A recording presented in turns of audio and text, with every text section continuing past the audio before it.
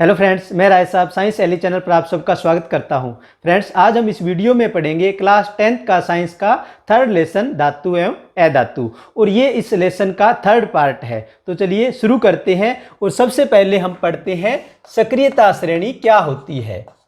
सक्रियता श्रेणी क्या होती है?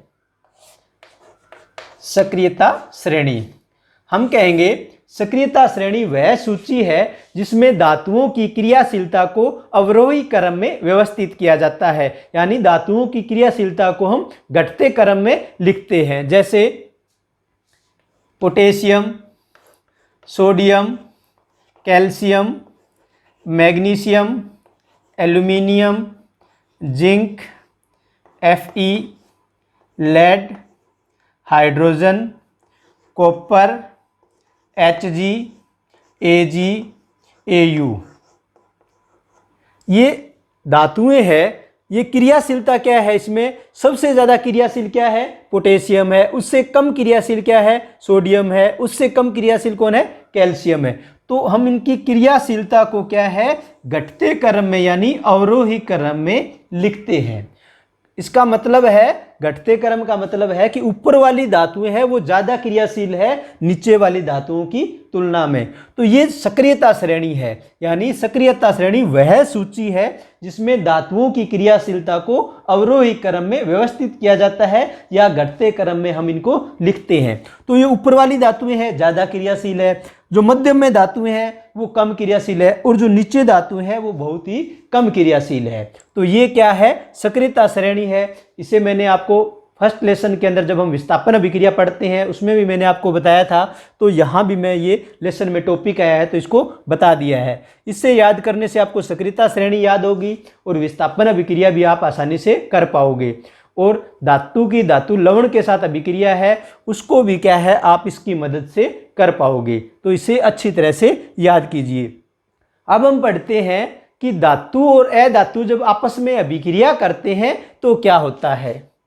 हम पढ़ेंगे धातु एवं अधातु की अभिक्रिया, कि जब धातु और अधातु आपस में अभिक्रिया करते हैं, रिएक्शन करते हैं, तो क्या बनता है।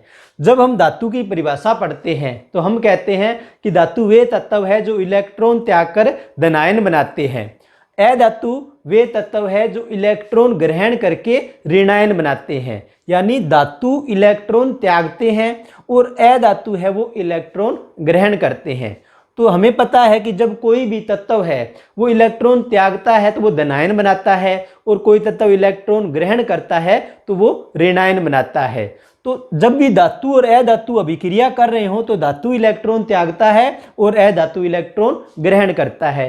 अब हम इसे एक उदाहरण के द्वारा समझते हैं कि धातु इलेक्ट्रॉन कैसे त्यागता है, क्यों त्यागता है, और अधातु इलेक्ट्रॉन क्यों ग्रहण करता है, कैसे ग्रहण करता है। तो हम एक उदाहरण लेते हैं सोडियम क्लोराइड।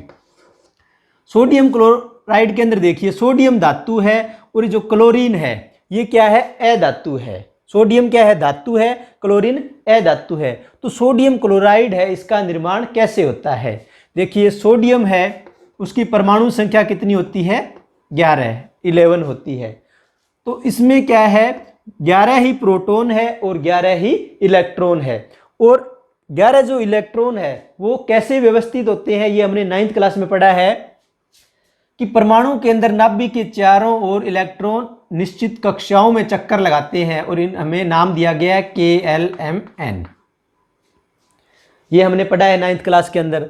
तो इसके अंदर जो परमाणु संख्या इसकी 11 है तो इसके अंदर इलेक्ट्रॉन भी कितने हैं? 11 है। और ये 11 इलेक्ट्रॉन है इन कक्षों में यानी कोषों में, और ऊर्जा स्तर भी हम कहते हैं, इनमें कैसे व्यवस्थित होते हैं?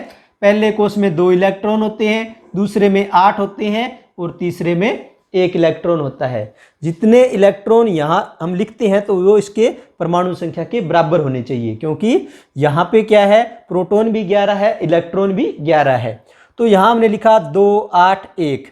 जो हम नियम पढ़ते हैं कि ऊर्जा स्तरों के अंदर इलेक्ट्रॉन कैसे भरे जाते हैं, तो हम पढ़ते हैं कि K कोष के अंदर 2 इलेक्ट्रॉन होने चाहिए, L के अंदर 8 होने चाहिए, M के अंदर 18 होने चाहिए, N के अंदर 32 होने चाहिए।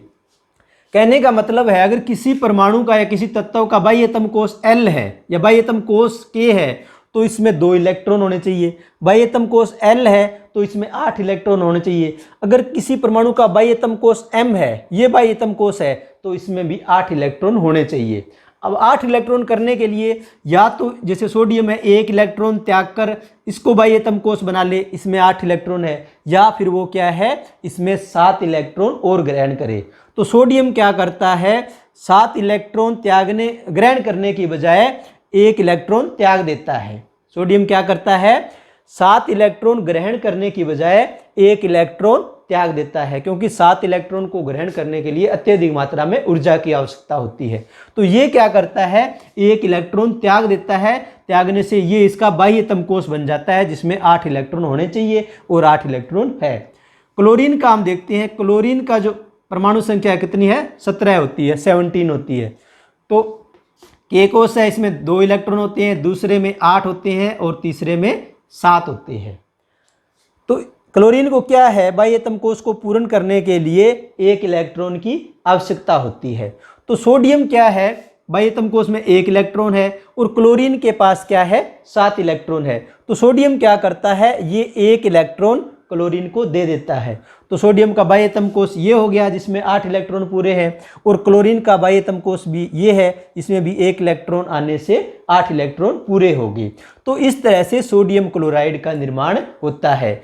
तो यहाँ देखिए सोडियम क्या करता है, 1 इलेक्ट्रॉन त्याग देता है, 1 इलेक्ट्रॉन त्याग देता है, तो इस पर क्या आ गया, प्लस, यानी सोडियम इलेक्ट्रॉन त्याग कर धनायन बनाता है। अब यहाँ पे प्लस का मतलब क्या है, यहाँ पे 1 है, एक संख्या है, वो लिखते नहीं है हम। तो इसका प्लस का आप इस तरह से भी याद रख सकते हो कि सोडियम ने 1 इलेक्ट्रॉन त्याग दिया है, या आप ऐसे याद रख सकते हो कि सोडियम की जो परमाणु संख्या है 11 है, यानी 11 प्रोटॉन है और 11 ही इसके अंदर इलेक्ट्रॉन है। तो इसने 1 इलेक्ट्रॉन त्याग दिया, तो प्रोटॉन तो इसके पास कितने हैं, 11, इलेक्ट्रॉन कितने रह गए, 10, यानी 1 प्रोटॉन है वो ज़्यादा है। प्रोटॉन पे हमें पता है कौन सा आवेश होता है, धनावेश होता है। तो ये क्या है, प्लस का निशान आ गया। यानी कोई भी जो तत्व है या धातु है वो इलेक्ट्रॉन त्याग कर धनायन बनाता है।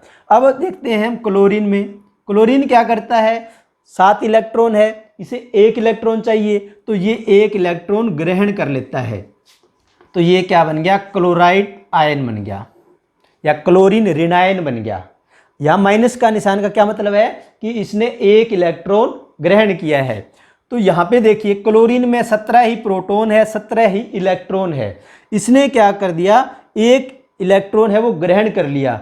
तो इस पे प्रोटॉन तो है 17 ही है और इलेक्ट्रॉन कितने हो गए, 18, यानी 1 इलेक्ट्रॉन बढ़ गया। तो यहाँ पे क्या है, ये माइनस का निशान आ गया। अब माइनस का मतलब आप ये भी कह सकते हो कि माइनस का मतलब है कि इसने 1 इलेक्ट्रॉन ग्रहण किया है, या हम ये कह सकते हैं कि अधातु इलेक्ट्रॉन ग्रहण करके ऋणायन बनाता है। तो आप किसी भी तरह से आप इसको याद रख सकते हो। यहाँ देखिए अगर मैं यहाँ पे लिख देता हूँ 2+, तो 2+ का मतलब क्या है, इसने 2 इलेक्ट्रॉन त्यागे हैं। और यहाँ 2- या 3- लिख दूँ तो 3- का मतलब है कि इसने 3 इलेक्ट्रॉन ग्रहण किए हैं। तो सोडियम क्या करता है, 1 इलेक्ट्रॉन त्याग कर सोडियम धनायन बनाता है, और क्लोरीन 1 इलेक्ट्रॉन ग्रहण करके क्लोराइड या क्लोरीन ऋणायन बनाता है।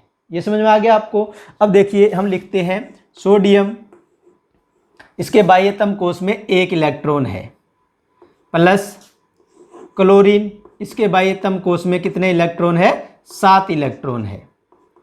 तो सोडियम क्या करता है, 1 इलेक्ट्रॉन इसको दे देता है। तो फिर क्या बनता है, सोडियम क्लोराइड बनता है, Na+ और Cl-, और इसके इलेक्ट्रॉन है वो 8 पूरे हो जाते हैं। तो यहाँ पे 2, 4, 6 और 2, 8। तो सोडियम क्या करता है, 1 इलेक्ट्रॉन क्लोरीन को दे देता है। इस तरह से सोडियम क्लोराइड का निर्माण हुआ है। अब देखिए यहाँ पे सोडियम और क्लोरीन है, सोडियम धातु है, क्लोरीन अधातु है। तो धातु से अधातु में इलेक्ट्रॉन का स्थानांतरण हुआ है, धातु से अधातु में इलेक्ट्रॉन गया है। तो धातु से अधातु में इलेक्ट्रॉन के स्थानांतरण से बनने वाले यौगिकों को हम आयनिक यौगिक कहते हैं। यानी यहाँ पे सोडियम क्लोराइड है वो क्या है, आयनिक यौगिक है। आयनिक यौगिक धातु से अधातु में इलेक्ट्रॉन के स्थानांतरण से बनने वाले यौगिक को हम आयनिक यौगिक कहते हैं। और ये जो सोडियम और क्लोरीन है, इनके जो बीच में बंध है, ये कौन सा बंध है? आयनिक बंध है। तो इसे हम आयनिक यौगिक कहते हैं। इसे हम एक और उदाहरण से समझते हैं कि magnesium chloride MgCl2, magnesium chloride का निर्माण कैसे होता है? मैग्नीशियम है, इसमें परमाणु क्रमांक इसका क्या होता है? परमाणु संख्या क्या होती है? 12 होती है, 12 होती है। तो इसमें इलेक्ट्रॉन है वो कैसे व्यवस्थित होते हैं? पहले में 2, दूसरे में 8 और तीसरे कोष में 2 इलेक्ट्रॉन है। क्लोरीन का हमें पता ही है कि 17 परमाणु क्रमांक या परमाणु संख्या है, तो 2, 8, 10 और 7। इस तरह से इसमें जो इलेक्ट्रॉन है वो व्यवस्थित होते हैं। अब मैग्नीशियम को क्या है, अपना बाह्यतम कोष पूर्ण करने के लिए ये 2 इलेक्ट्रॉन है, तो या तो 2 इलेक्ट्रॉन त्याग दे या वो क्या करे, 6 इलेक्ट्रॉन ग्रहण कर ले। तो मैग्नीशियम क्या है, इन 2 इलेक्ट्रॉन को त्याग देता है और मैग्नीशियम धनायन बनाता है। जैसे मैग्नीशियम क्या करेगा, 2 इलेक्ट्रॉन त्याग देगा तो क्या बनेगा, Mg2+।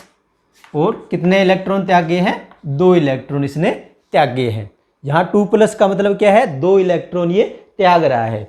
क्लोरीन का हमने ये देखा ही हुआ है कि क्लोरीन इलेक्ट्रॉन को ग्रहण करके क्लोरीन ऋणायन बनाता है। तो देखिए मैग्नीशियम के पास इलेक्ट्रॉन कितने हैं, 2 त्यागने हैं इसे, तो हम ऐसे लिख देते हैं कि ये 2 इलेक्ट्रॉन है इसके पास। तो क्लोरीन को क्या है, क्लोरीन के बाह्यतम कोष में कितने इलेक्ट्रॉन है, 7 है। तो मैग्नीशियम क्या करता है, 1 इलेक्ट्रॉन क्लोरीन को दे देता है। तो यहाँ पे 1 इलेक्ट्रॉन और रह गया है, तो ये क्या करता है, 1 इलेक्ट्रॉन दूसरे क्लोरीन परमाणु को दे देता है। दूसरा क्लोरीन परमाणु है उसको ये इलेक्ट्रॉन दे देता है। तो दोनों क्लोरीन परमाणु के अंदर क्या है, 8-8 इलेक्ट्रॉन हो गए हैं और मैग्नीशियम ने भी दोनों त्याग दिए हैं। तो क्या बनेगा, Mg2+ और Cl-, इसमें क्या है, पूरे 8 इलेक्ट्रॉन हो जाएंगे।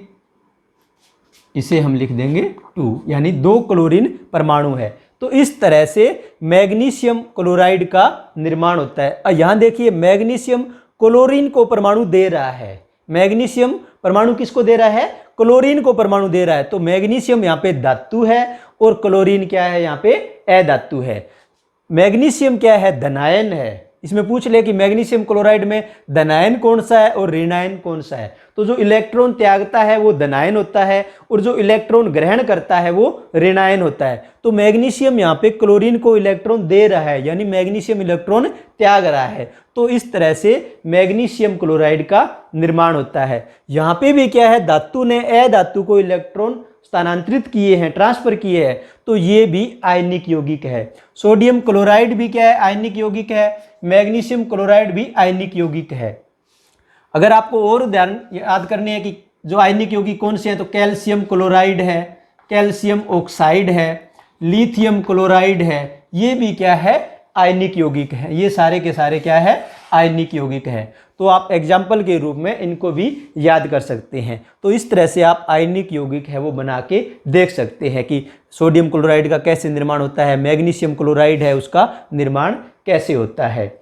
अब हमने देखा कि जो आयनिक यौगिक है, हमने पढ़ा है कि ये आयनिक यौगिक हैं, ये सारे आयनिक यौगिक हैं।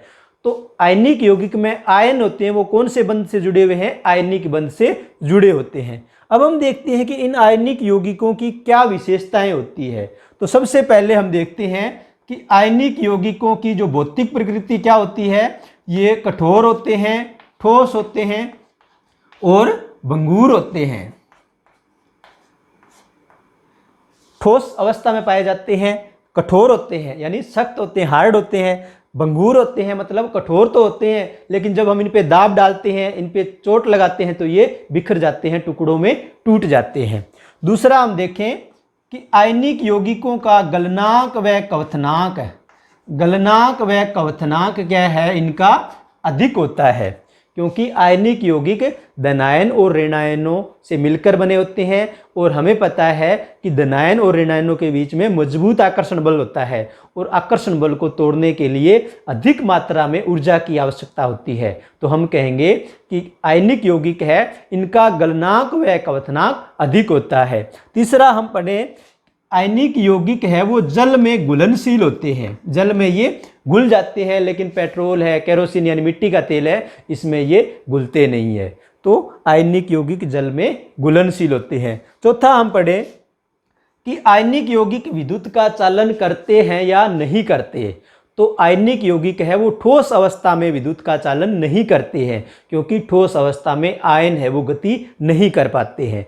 तो आयनिक यौगिक ठोस अवस्था में विद्युत का चालन नहीं करते हैं, लेकिन विलयन की अवस्था में या गलित अवस्था में, गलित अवस्था यानी पिघली हुई अवस्था में ये विद्युत का चालन करते हैं, क्योंकि विलयन अवस्था में, पिघली हुई अवस्था में आयन गति कर सकते हैं। तो ये विलयन अवस्था में और पिघली हुई अवस्था में विद्युत का चालन करते हैं। एक बार फिर से देख लीजिए, आयनिक यौगिक किन्हें कहते हैं? धातु से अधातु में इलेक्ट्रॉन के स्थानांतरण से बने यौगिकों को हम आयनिक यौगिक कहते हैं। आयनिक यौगिकों के क्या गुण है? आयनिक यौगिक ठोस, कठोर व भंगुर होते हैं। आयनिक यौगिकों के गलनांक व क्वथनांक उच्च होते हैं, यानी गलनांक व क्वथनांक ज़्यादा होते हैं। आयनिक यौगिक जल में घुलनशील होते हैं, लेकिन पेट्रोल, मिट्टी का तेल, इसमें ये घुलते नहीं है। आयनिक यौगिक ठोस अवस्था में विद्युत का चालन नहीं करते हैं, लेकिन विलयन अवस्था में या गलित अवस्था, पिघली हुई अवस्था में ये विद्युत का चालन करते हैं। तो फ्रेंड्स, ये था आज का टॉपिक। उम्मीद है ये टॉपिक आपको पसंद आया है। अगर आपको पसंद आया है तो इस वीडियो को लाइक कीजिए, चैनल को सब्सक्राइब कीजिए। तो मिलते हैं हम एक नए टॉपिक के साथ नए वीडियो में।